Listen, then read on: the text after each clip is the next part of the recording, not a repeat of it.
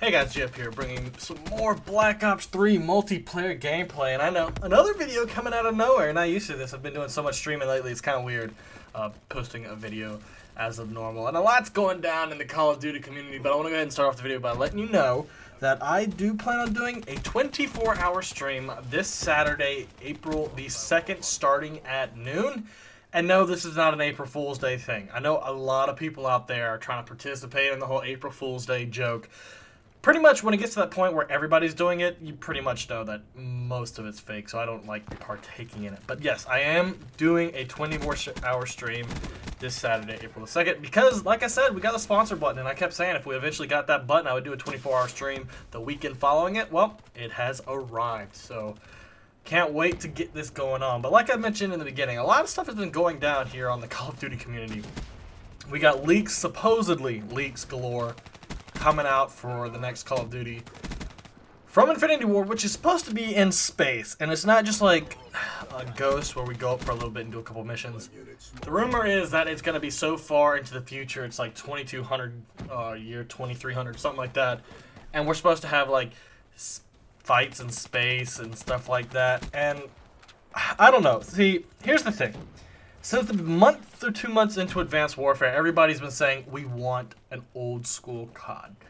World at War, World War II, whatever it takes, we want to go old school. Hell, if it's just pre-Modern Warfare series, that's where people wanted to go back to. And being that that's just under 2 years, and let's say Infinity Ward had this thing in place that they were going to make this game regardless, or they hadn't started making your game yet and they were still planning the backbone and everything. That means for 2 years, they ignored everyone's cry for a past shooter. Now, we very well, from Sledgehammer's nice game, could get a shooter from past years, and I guess that might be a good thing, but then again, most likely they're going to go with Advanced Warfare 2. I am kind of surprised. I was kind of hoping, like today being April Fool's, that Infinity Ward's leaks of it being in space far, far into the future was just, you know, an April Fool's Day joke. I was really hoping that. We still have to find out. You never know. It still could come around. That all of this is just a joke. I know some people are like, this is just to stop us from complaining about COD points, so we're going to be complaining about the next COD, and then they're going to turn around and show us that they're giving us exactly what we want. And then there's another rumor that with the next COD in Infinity War, we're going to actually get COD 4 and MW2 brought over to this console so we can play it or have backwards compatibility on Xbox One. If that rumor is true, let's say both of these things are true, like the Infinity Ward's next COD is in the far future, bouncing around in space, but yet we get that pre-order bonus, I will pre-order and buy the game just so I can have COD 4 and MW2. I most likely would not play it because, honestly, I've lost faith in Infinity Ward at this point, to be honest. MW2 was great, MW3 was fun, but it had a lot of issues, right? And then came Call of Duty Ghosts, which was really not a good game at all. Now, it is better than Advanced Warfare. I'll give it that. They were the first game that removed tactical insertions, which was one of the biggest things I hated in Call of Duty. They did that, which was a good thing, but then they brought in the IUD situation, and they made huge maps, even though the spawn system was still revenge spawning people on top of each other, which is very, very weird. But they didn't do a lot of things right, and now at this point, I really I'm not expecting the next game to be good. I'm hoping, I really am, that they make it exactly what we want. See, my theoretical, very good COD game, right, is microtransactions are only going to be cosmetic, what it was supposed to be in Black Ops 3 from the beginning.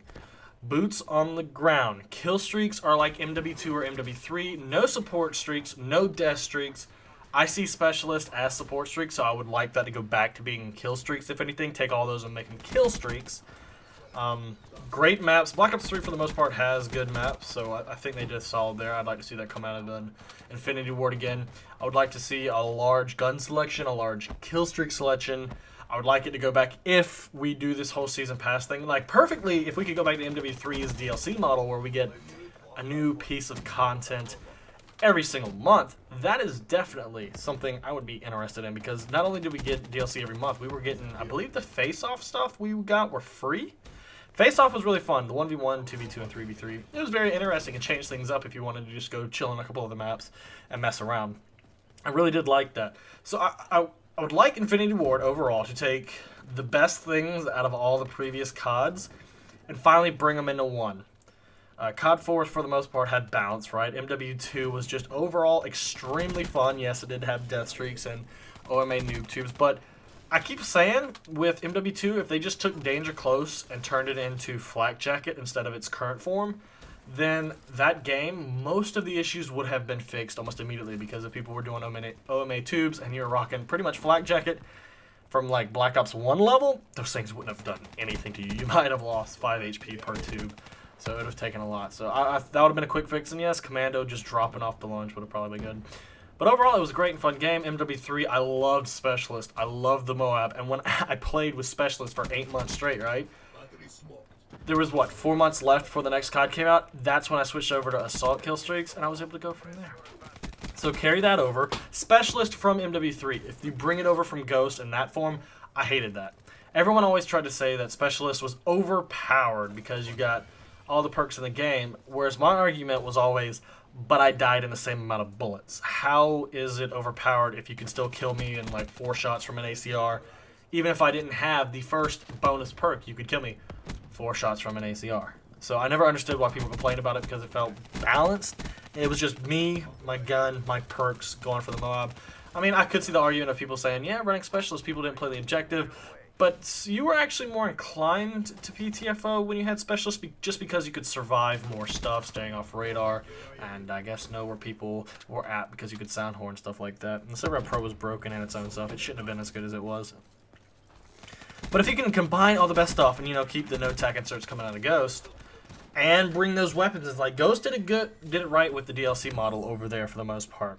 Season Pass people got the maps and they got the new weaponry, and if you didn't have the Season Pass, or I guess if you didn't buy the DLC packs that came with the weapons, you could. I'm pretty sure you could buy the weapons separately for like $5 a pop. I don't have a problem with that. As long as they're balanced and not actually pay to win, I'm fine. Ghost DLC model was pretty good. MW3 I still think is the best, but if you could throw some guns in MW3's model, like 2 new guns a month, or at least 1 new gun per category, now that's an overstep. I don't know if that's possible unless you start just pulling retro guns out from previous games. Then maybe you could do 1 gun per category added in every month. So that'd be amazing, because that game wouldn't end up with a lot. But I don't know, guys. With all these leaks and stuff coming out for the next Call of Duty coming from an Infinity Ward, it's got me worried. Because Treyarch, for the most part, managed to bring back COD. It felt like it was starting to slowly slide off. Less people were playing, less people were watching, and overall, people just weren't caring about Call of Duty anymore. And even though Black Ops 3's whole COD points, DLC gun crap is a pain in the butt, the game overall, for the most part, is good, and it's fun, and Zombies is truly amazing. Now, I never really got into Extinction with Ghost. The Exo Zombies from Advanced Warfare was okay. It wasn't special, but I liked Easter egg hunting. That was actually kind of fun. But I really like Zombies from Black Ops 3, and I don't know, it seems Black Ops 3 might turn into a 2-year game.